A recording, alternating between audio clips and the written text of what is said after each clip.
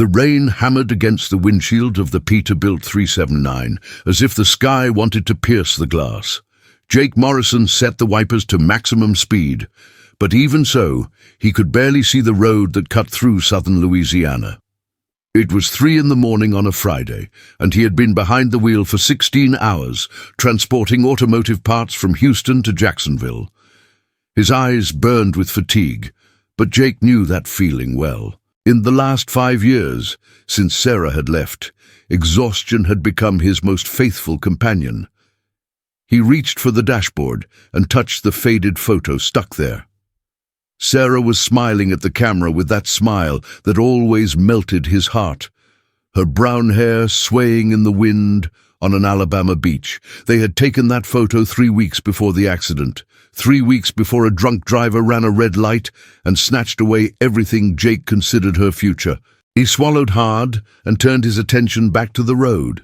Interstate 10 was practically deserted at that hour, with only a few occasional trucks heading in the opposite direction, their lights piercing the curtain of rain like solitary comets.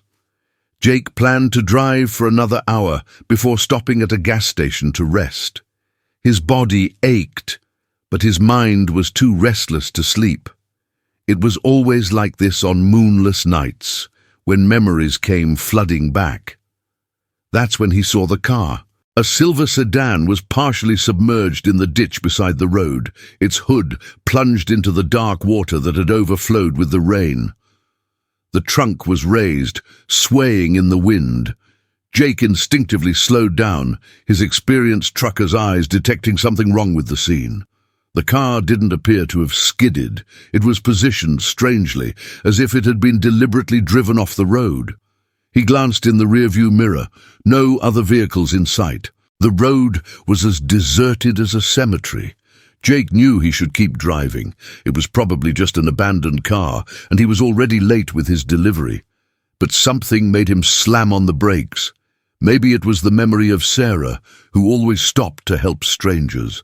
Maybe it was the loneliness that gnawed at him from the inside, turning each night into a battle against his own thoughts. He pulled the truck over to the side of the road, turned on the emergency lights, and grabbed the powerful flashlight he kept under the seat. His raincoat was tossed on the passenger seat, and he put it on before getting out into the torrential rain. The wind nearly knocked him over as soon as his feet touched the wet asphalt. Jake walked to the side of the road, illuminating the sedan with his flashlight. The water in the ditch was high, reaching the car windows. He carefully descended the embankment, his boots sinking into the mud.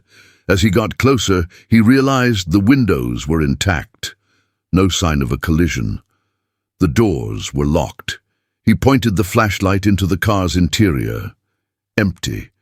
The dashboard was clean, with no personal belongings. Very strange. Jake walked around the vehicle, the water soaking his pants up to his knees. That's when he saw the tire marks in the mud, going from the road to the ditch. They weren't skid marks. They were deliberate, controlled. A shiver ran down his spine that had nothing to do with the cold. Something was very wrong. Jake returned to the road and walked a few meters ahead, scanning the area with his flashlight. That's when he heard it. A muffled scream, almost swallowed by the noise of the rain and wind. But he heard it. Jake stopped, holding his breath, all his senses on high alert. Silence. Perhaps he had imagined it. Then it came again, clearer this time. A woman's scream, coming from somewhere ahead into the swamp that bordered the road. Jake ran. His feet splashed in the water pooled on the roadside as he followed the sound. The vegetation grew denser, twisted trees emerging from the shadows like skeletal claws. He jumped a low barbed wire fence and entered the swamp proper. The water immediately rose to his shins, then to his knees. The beam of his flashlight danced on the trees covered in Spanish moss, creating grotesque shadows. Another scream. Closer now, Jake moved faster, ignoring the branches that scratched his face and the unsettling sounds of the swamp's nightlife. Frogs, crickets, and something else. something that made his blood run cold, the characteristic sound of alligators, that low, guttural growl that sounded like a diesel engine idling. The flashlight illuminated something ahead, a small clearing where the water formed a kind of shallow pond. And in the center, tied to a solitary cypress tree that grew from the water, was a woman. Jake stopped, too shocked to fully process what he was seeing. The woman was tied to the tree trunk with thick ropes, her arms bound behind her back, her legs partially submerged in the dark water.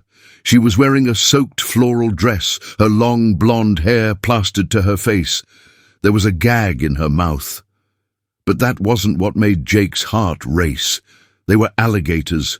There were at least 5 of them, he could see, their eyes reflecting the flashlight's light like red embers in the darkness.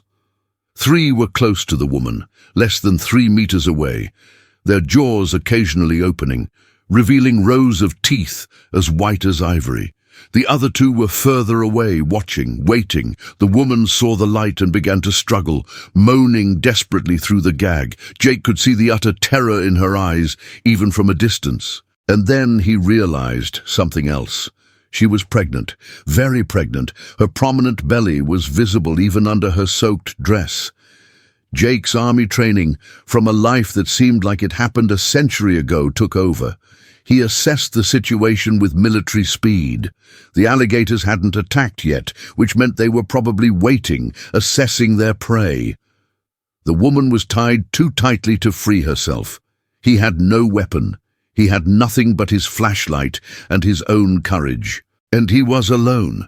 Jake knew he should get back to the truck, call the police and wait for professional help. But he also knew there was no time. The woman was suffering from hypothermia. The alligators were growing more confident with each passing minute, and something told him that whoever had put her there might come back. He took a step forward, entering the lagoon water. Immediately, 2 of the alligators turned toward him. Jake raised his flashlight and shone it at full brightness, pointing it directly into the reptile's eyes. They recoiled slightly, disturbed by the bright light, but did not flee. Louisiana alligators were territorial and dangerous, especially at night. Jake needed something to fend them off. His eyes scanned the area, and he saw a thick branch floating near the bank. He picked it up, testing its weight. Solid. It would serve as an improvised weapon if necessary. With the flashlight in one hand and the branch in the other, Jake slowly advanced toward the woman. The alligators began to move. The largest of them, a monster that must have easily been 4 meters long, began swimming toward him. Jake slammed the branch into the water forcefully, creating a splash and spraying water in all directions. The alligator stopped, assessing the situation. Jake slammed it again, yelling as loud as he could.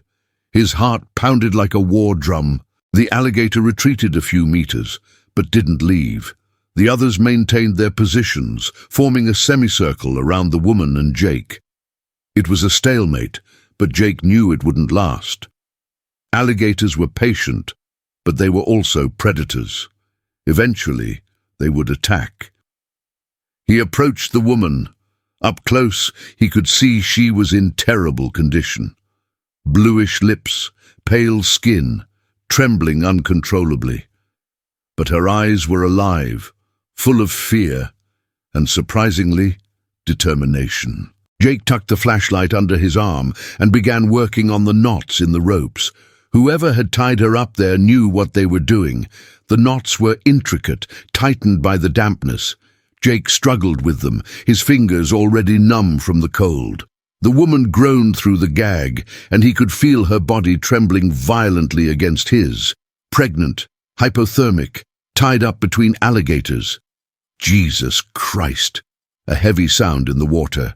Jake turned his head and saw the large alligator approaching again. This time with more confidence. The others also began to move, realizing that their prey was distracted. Jake grabbed the branch and threw it with all his might toward the largest reptile. The branch hit the water near the animal's head with a violent splash, causing it to recoil again. But now Jake no longer had a weapon. His fingers worked frantically on the knots. One came undone. Then another. The rope began to loosen. The woman tried to help, twisting his wrists, but she was too weak. Jake could feel the alligators approaching from behind. He could hear the sound of the water being displaced by their massive bodies. The last rope came loose. Jake grabbed the woman by the arms and pulled her away from the tree. She almost collapsed, her legs buckling, but he held her firmly. With a swift movement, he ripped the gag from her mouth. She gasped, choking, then whispered hoarsely, "Run!" Jake didn't need to hear it twice. He lifted her in his arms, ignoring the protest of her back, and began to run through the water. Behind them, he heard the unmistakable sound of alligators moving swiftly, their tails slapping the water like whips. The pregnant woman was heavy, and the water made every step difficult, but Jake didn't stop. Adrenaline burned in his veins like liquid fire.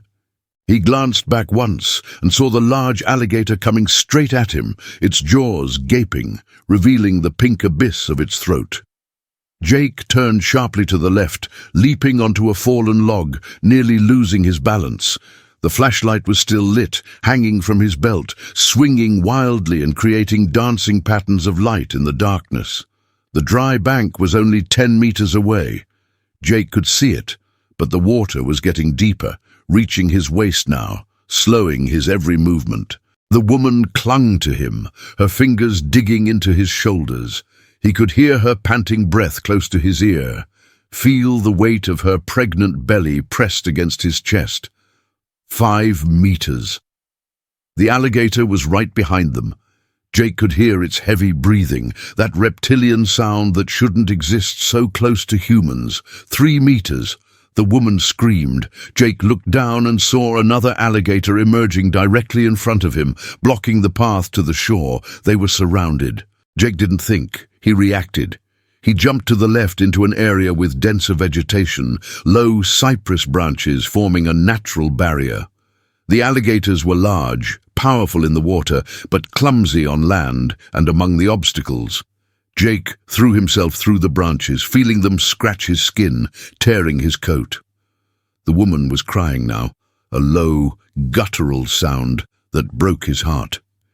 He emerged on the other side of the vegetation and was on dry land. Real dry land. Jake stumbled, fell to his knees, but kept the woman safe in his arms. Behind them, the alligators stopped at the edge of the vegetation, their black silhouettes against the dark water, watching. But they didn't follow them onto land. Jake stood up, trembling with exhaustion and adrenaline, and started running again. He ran through the swamp toward the distant lights of the road. He ran until his lungs screamed for air and his legs threatened to give way. He ran until he finally crossed the barbed wire fence and reached the shoulder of Interstate 10. The truck was there, its emergency lights still faithfully flashing in the darkness. Jake carried the woman to the cab and gently placed her in the passenger seat. She was conscious, but clearly in shock, her glazed eyes fixed on some distant point. He turned the heater to maximum, took the blanket he kept behind the seat, and wrapped her in it. Then he picked up the CB radio and called for help. The next few hours were a blur of red and blue lights, paramedics, police officers, and questions. The woman was taken in an ambulance to the nearest hospital in Lafayette. Jake gave his statement to 2 detectives who seemed far too skeptical for his liking, as if he were a suspect rather than a savior. But he answered all the questions, described everything he saw, and finally, as the sun began to rise over the swamp, he was released. Jake should have continued his journey. He had a delivery to make, deadlines to meet, but something held him there. He drove to Lafayette, found the hospital, parked the truck in the parking lot, and went inside. The receptionist initially refused to give him information, but when Jake explained that he was the one who had brought her, she softened and made a few calls. Half an hour later, a doctor came to speak with him. The woman was stable, 7 months pregnant. She had suffered moderate hypothermia and some abrasions, but both she and the baby would survive. She was asking to see him. Jake followed the nurse through the white hospital corridors to a private room on the 3rd floor. The woman was in bed, connected to monitors, a thermal blanket wrapped around her body, but she was awake and alert. When Jake entered, she began to cry. "Thank you," she whispered, her voice still hoarse. "Thank you for saving our lives." Jake pulled up a chair and sat beside the bed. Now, under the fluorescent hospital light, he could see her clearly for the first time. She was about 25 years old, with blonde hair that was now clean and combed, and light blue eyes still red from crying. Beautiful in a delicate way that circumstances couldn't completely erase. "What's your name?" Jake asked gently. "Emma. Emma Richardson." "I'm Jake Morrison." "Emma, what happened? Who did this to you?" Emma's eyes filled with tears again. She looked at her own hands, then at her pregnant belly under the hospital blanket. When she finally spoke, her voice was so low that Jake had to lean in to hear. "My husband. He was my husband." The words fell on Jake like stones. He waited, letting her continue at her own pace. Emma wiped away her tears with the back of her hand, took a deep breath, and began to tell her story. She had married Marcus Richardson 3 years ago. At first he was charming, attentive, everything she had ever dreamed of. But soon after the wedding, things changed. Marcus was jealous and controlling. He checked her phone, followed her, accused her of things she never did. Emma tried to leave several times, but he always found her, always convinced her to come back with promises of change that never materialized. Then she got pregnant.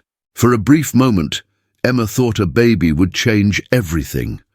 But it got worse. Marcus became paranoid, convinced the baby wasn't his. He started drinking more, becoming violent.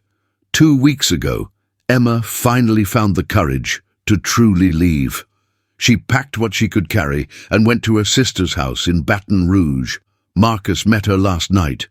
He showed up at Emma's sister's house with a gun, forced her into his car, and drove south. Emma thought he was going to kill her. But Marcus had other plans. He always said that if she tried to leave him, he would make her pay in the worst possible way. And in the Louisiana swamp, he found his method. He tied her to that tree, told her the alligators would eat her slowly, that it would be painful, that she would have time to regret defying him. Then he left, abandoning her there to die alone in the darkness. When Emma finished telling her story, the room was silent. Jake felt a cold rage burning in his chest, a rage he hadn't felt in years, not since the day he found out that the driver who killed Sarah had only received a 6-month prison sentence.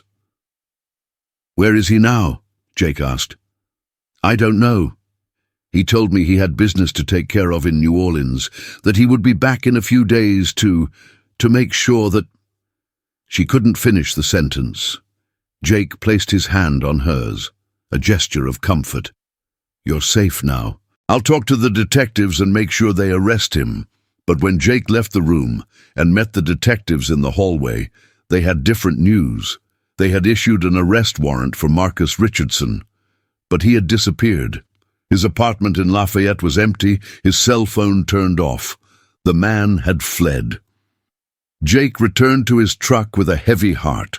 He called his company, explained the situation, and had his load reassigned to another driver. There were more important things than auto parts at that moment. For the next 3 days, Jake stayed in Lafayette. He visited Emma in the hospital, brought her decent food from the outside world, sat by her side and talked. She told him about her childhood on a farm in Texas, about her dreams of being a teacher, about how scared but also excited she was to be a mother. Jake, in turn, talked about Sarah. For the first time in 5 years, he spoke openly about his wife, about the accident, about how he had spent half a decade just existing instead of living. Emma listened to him with an empathy he hadn't expected. "She would seem proud of you," Emma said one afternoon, "for what you did, for saving me and my daughter." "Daughter?" Jake smiled. "You're going to have a girl." Emma nodded, her hand instinctively going to her belly. "I'll call her Grace." Because it was by the grace of God and by yours that we are alive. On the fourth day, Emma was discharged. She had nowhere to go. Her sister was too scared to take her back, afraid Marcus would reappear. Emma had no money, no other close relatives. She sat on the edge of her hospital bed, wearing clothes Jake had bought for her, and began to cry silently. Jake made a decision at that moment, a decision that Sarah would have approved of. "Come with me," he said. "I have a house in Tennessee near Nashville. It's not big, but it has a spare room. You can stay there until the baby is born, until you recover, until you figure out what to do next." Emma looked at him as if he had grown a second head. "Jake, you barely know me. Why would you do this?" Jake pondered the question. Why, exactly? He had spent 5 years shutting himself off from the world, driving from city to city, avoiding connections, avoiding pain. But something changed that night, in the swamp. Or perhaps something inside him finally awakened after a long sleep. "Because it's the right thing to do," he said simply, "and because if I don't help, I'll spend the rest of my life wondering what happened to you and Grace." Emma accepted. The trip from Lafayette to Nashville took 8 hours. Emma slept most of the way, lulled by the steady rumble of the truck's engine. Jake drove in silence, watching the landscape change from swamps to hills, thinking about how life could surprise a person. A week ago, he was just a widowed trucker completing another route. Now, he was taking a pregnant woman, fleeing a murderous husband home. Jake's house was on the outskirts of Nashville, a modest 2-bedroom dwelling that he and Sarah had bought when they dreamed of having children. They never had the chance. After her death, Jake rarely spent time there, using it more as a base between trips than as a real home. But when he opened the door for Emma, seeing her eyes light up as she explored the simple yet clean rooms, Jake felt something he hadn't felt in a long time. Purpose. The following weeks established a routine. Jake took shorter routes, always returning home after a few days on the road. Emma transformed the house, adding small but meaningful touches, vases of flowers, new curtains, the smell of home-cooked food that Jake had forgotten existed. They talked during dinner, sharing stories, laughing at silly jokes, building an unlikely but genuine friendship. Jake set up the extra room for the baby. He painted the walls light yellow, assembled a crib he bought at a thrift store, and hung colourful mobiles from the ceiling. Emma watched him work, her hands resting on her ever-growing belly, a gentle smile on her face. "You're going to be a great father someday," she said one afternoon. Jake stopped painting, his brush dripping with yellow paint. "Sarah and I were trying to have a baby when she died. I don't think I ever got over the fact that it never happened." Emma walked over to him and touched his arm. "Maybe Grace needs you as much as you need her." But the peace was fragile. Marcus was still on the run, and detectives in Louisiana had no leads on his whereabouts. Emma lived in constant fear, jumping at every strange sound, checking the lock several times before bed. Jake installed a security system, something he had never bothered to do when he lived alone. He also bought a gun, something he vowed never to do after leaving the army. Then, on a cold Tuesday in November, everything changed. Jake was in Texas, 4 hours from home, when he received the call. It was Emma, her voice trembling with terror. "Jake, he's here. Marcus is here." Jake's heart froze. "Where are you now?" "In the second-floor bathroom with the door locked. He's downstairs trying to break down the front door. Jake, I'm so scared. The baby. I think I'm going into labor." Jake was already running to the truck. "Emma, listen carefully. Call the police now. Now. I'll be there in 4 hours." 4 hours? Jake, I don't have 4 hours! The sound of splintering wood came through the phone. Emma screamed. Jake heard a man's voice, distant but audible, shouting her name. Marcus had entered. "Emma!" Jake shouted into the phone, but the line had dropped. Jake drove like a madman. He exceeded the speed limit by 30, 40 miles per hour, his mind a whirlwind of fear and rage. He called the Nashville police, gave them his address, and explained the situation. They promised to send patrol cars immediately, but Jake knew it wouldn't be fast enough. 4 hours turned into 3.5 through sheer determination and the luck of not being stopped by the highway patrol.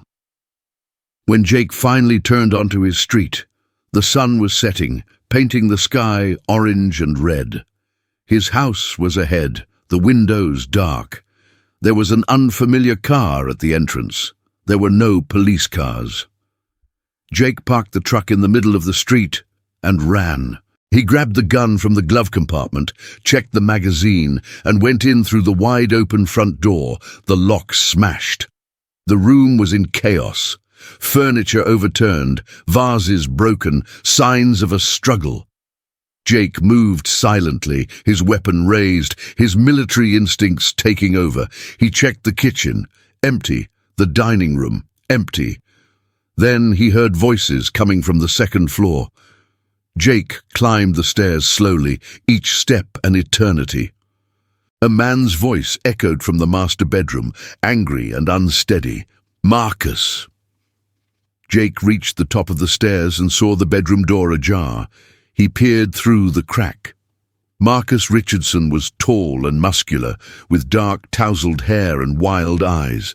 He was holding Emma by the arm, a gun pressed against her temple. Emma was pale, sweat streaming down her face, clearly in labor.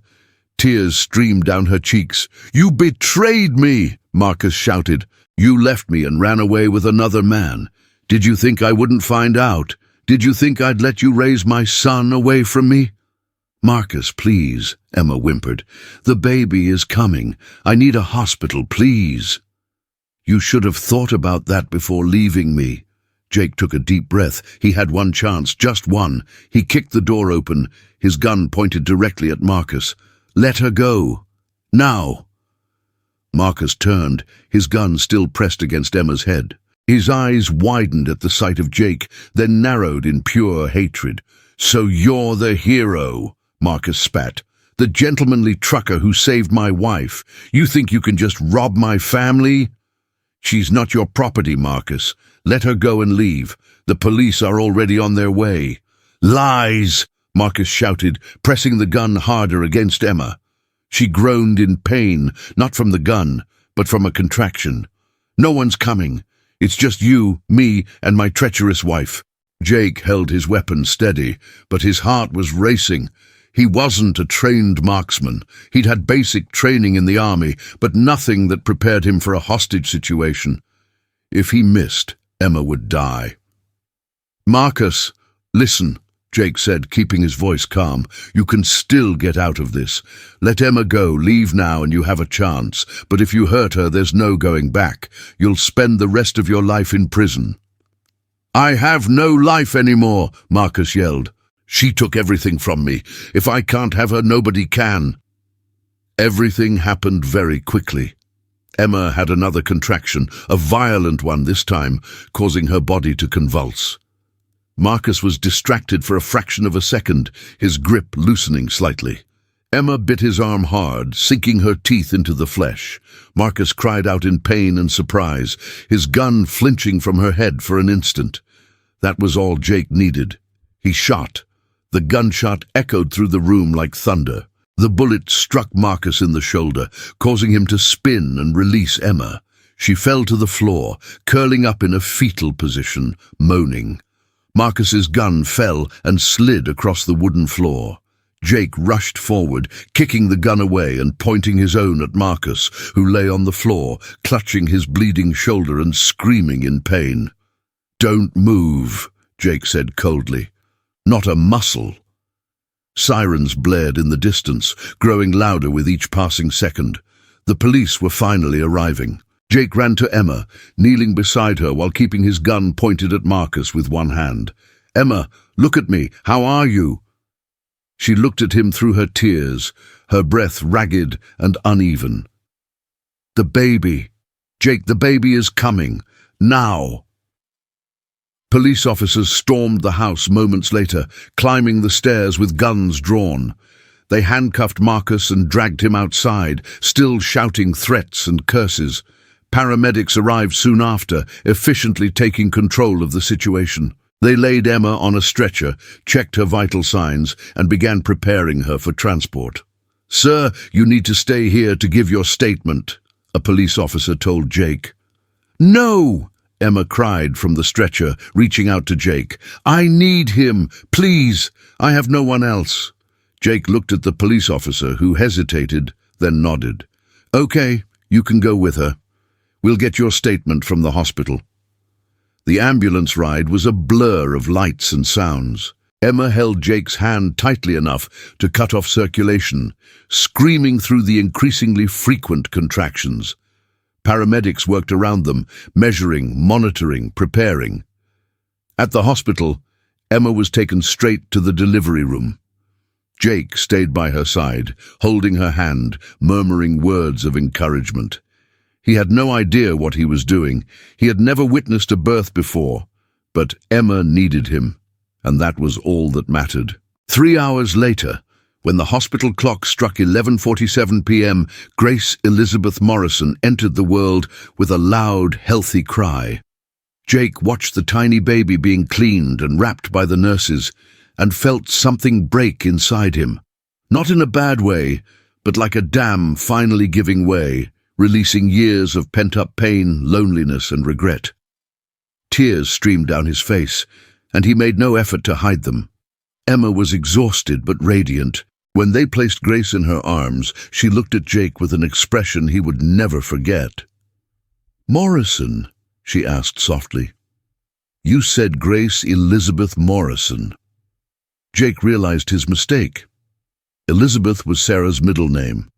He had said it without thinking. I'm sorry, I didn't—" "No," Emma interrupted, tears welling in her own eyes. "It's perfect. If you let me, if you want to. I'd like you to be her father, Jake. Really, not Marcus. You saved us. Twice." Jake couldn't speak. He just nodded, covering his face with his hands as he wept.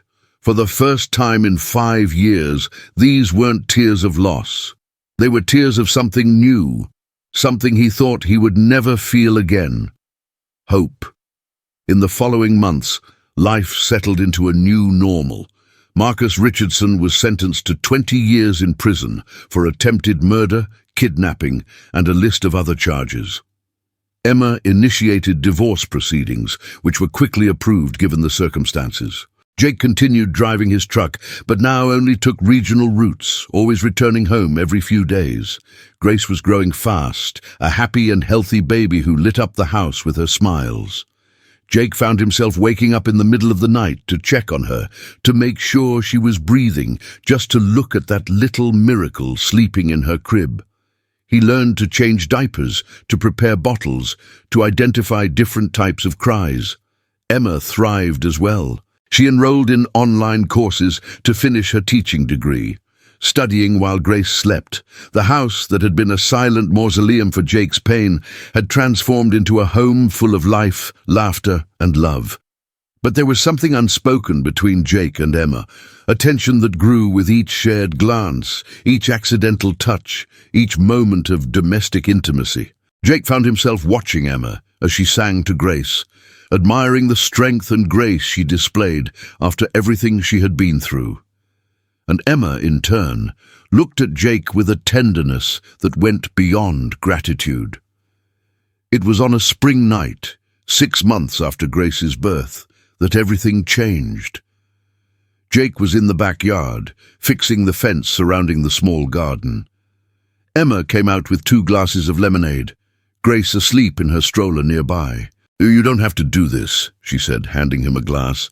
"I can hire someone." Jake took a sip, the cold liquid welcome in the April heat. "I want to do it. Besides, Grace needs a safe backyard when she starts crawling." Emma smiled, that gentle smile that always made Jake's heart race. She sat on the grass beside the cart, watching it work. After a long silence, she spoke. "Jake, We need to talk about something." He stopped hammering and looked at her. The tone in her voice made him nervous. "About what?" "About us, about this situation. You've been incredible, more than I could have ever dreamed of, but it's not fair to you. You should be living your life, not taking care of me and a baby that isn't yours." Jake put the hammer aside and went to sit next to her on the grass. "Emma—" "No, let me finish," she interrupted. "I have money saved up from the freelance work I've been doing. I can rent a small apartment and support us. You've already done more than enough. I don't want you to feel trapped." Jake looked at her, at the woman who had become so important to him in recent months. Then he looked at Grace, sleeping peacefully in her stroller, her small fists clenched near her face. "What if I want to be in prison?" he said calmly. Emma blinked, surprised. "What? What if I don't want you to go? What if I want you and Grace to stay here, not as guests, but as family, my family?" Emma's eyes widened. "Jake, you mean—" "I love you, Emma." The words came out before Jake could stop them, but once they started, he couldn't stop them. "I know it's crazy, I know it's fast, and I know you probably don't feel the same way, but it's the truth. I love you, and I love Grace, like she's my own daughter. When I think about you two leaving this house, I feel like I'm losing everything again." Emma was crying now, silent tears sliding down her cheeks. "Oh, Jake, you're such an idiot." Jake felt his stomach sink. "I know. I shouldn't have said anything. I just—" "No," Emma interrupted, laughing through her tears. "You're an idiot for taking so long to realize that I love you too." The world stopped. Jake looked at her, hardly daring to believe what he had heard. "You— what?" Emma cupped his face in her hands. "I love you, Jake Morrison. I've probably been in love with you since that night in the swamp when you risked your life to save two people you didn't even know. You're kind, brave, and the best man I've ever known, and Grace is lucky to have you as a father." Jake kissed her then, a kiss that contained all the months of repressed feelings, all the pain of the past, and all the hope for the future. Emma responded, her fingers intertwined in his hair, and for a moment the world was reduced to just the two of them. Grace chose that moment to wake up, letting out a sharp cry that made them separate, laughing. Jake picked her up from the stroller, rocking her gently. "Hey, princess," he murmured, "sorry to wake you, but I think your mom and I have some news." Emma stood up, wrapping her arms around Jake from behind, her head resting on his shoulder as they looked at Grace together. "I think she approves," she whispered. A year later, on a sunny June afternoon, Jake and Emma got married in the backyard of that same house. It was a small ceremony, just a few close friends and the local pastor. Emma wore a simple but beautiful dress, flowers from the garden in her hair. Jake wore the only suit he owned, his hands trembling as he placed the ring on her finger. Grace, now 18 months old and beginning to walk, was the flower girl, more interested in eating the rose petals than throwing them. The guests laughed when she tripped and fell on her bottom, then got up and ran into Jake's arms, shouting, "Daddy!" That night, after the guests had left and Grace was asleep, Jake and Emma sat on the porch swing, gazing at the stars. Emma rested her head on Jake's shoulder, their fingers intertwined. "Do you already regret it?" she asked softly. Jake pulled her closer. "Not for a second, and you?" "Never," she replied. "You saved my life, Jake. Not just that night in the swamp, but every day since then. You showed me what love should be." Jake thought of Sarah then, as he always did during important moments. But for the first time, the memory didn't come with devastating pain. Instead, he felt a kind of peace. Sarah always said that life was meant to be lived, not just survived. It took 5 years, a swamp full of alligators, and a brave woman with a baby for Jake to finally understand what she meant. "She would have liked you," Jake said, knowing Emma would understand who he was talking about. Emma squeezed his hand. I wish I had met her. Anyone who made you the man you are must have been extraordinary." They sat in comfortable silence, listening to the sounds of the night, the chirping of crickets, the distant rustling of leaves. Jake thought about how different his life was now compared to a year ago. He had been a broken man, wandering the country in his truck, running from memories, existing but not living. Now he had a wife, a daughter, a purpose, a future. All because he decided to stop on a rainy night and investigate an abandoned car by the side of the road. A simple decision that changed everything. "What are you thinking about?" Emma asked, noticing his silence. Jake smiled. "I'm thinking about how strange life is. How sometimes the worst moments lead us to the best. How sometimes you have to go through hell to find your way back home." Emma turned to look at him, her eyes gleaming in the darkness. "And are you home now?" Jake kissed her softly and sweetly. "Yes," he whispered against her lips. "I'm finally home." Inside the house, Grace stirred in her sleep, murmuring something unintelligible. Jake and Emma got up together, going inside to check on her as they always did. She was lying on her side, her favorite blanket clutched to her chest, completely at peace. Jake tucked the blanket over her, kissing her forehead gently. "Good night, princess," he whispered. "Daddy loves you." Emma wrapped her arms around Jake's waist, resting her chin on his shoulder as they gazed at their sleeping daughter. "We both love you," she added softly. Later, lying in bed with Emma nestled against his chest, Jake stared at the dark ceiling, reflecting on the journey that had brought him there. He thought of the swamp, the alligators, the terror of that night. He thought of Marcus and the violence that nearly destroyed 2 innocent lives. He thought of all the choices that had to be made, all the risks that had been taken. And he realized he would do it all again without hesitation. Because in the end, it wasn't about being a hero. It was about being present. It was about making the choice to help when it would have been easier to move on.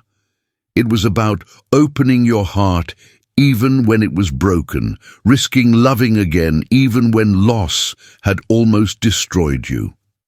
Jake Morrison had entered that swamp in Louisiana as a broken man searching for a reason to live.